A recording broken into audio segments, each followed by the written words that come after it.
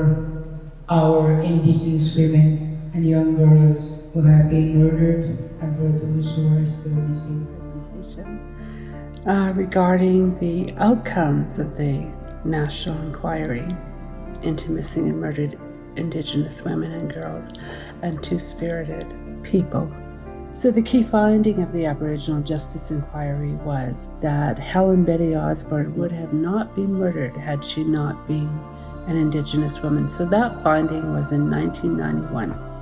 The commission into the national inquiry into Indigenous women and girls and survivors and two-spirited people took up the challenge and said, yes, there is a problem, and the problem is genocide.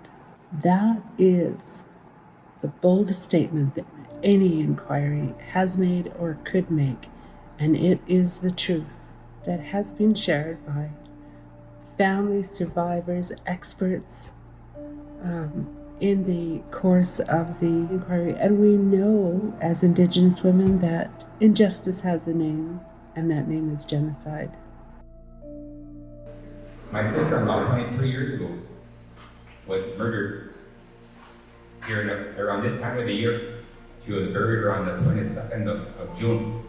And just this January, Tracy's daughter was killed in January, murdered, and we buried her a few months ago.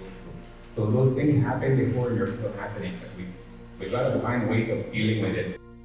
So during that journey, I didn't realize that within our region, once I was elected in 2015, I was reminded that a milestone was accomplished by an Aboriginal woman. That this town where Helen Betty Osborne was murdered, this community, this region where Helen Betty Osborne was murdered, elected their first Aboriginal woman to the Manitoba Legislative Assembly. And to me, that had a profound effect on me. And as an Aboriginal woman, that shame is no longer there. If you ever come across a young girl who has low self-esteem because of racism and discrimination, because she's a woman and more importantly, an Aboriginal woman, please hug her, hold her, and tell her she's very important and she's loved.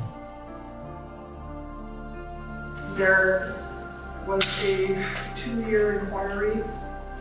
Over 1,500 people were interviewed.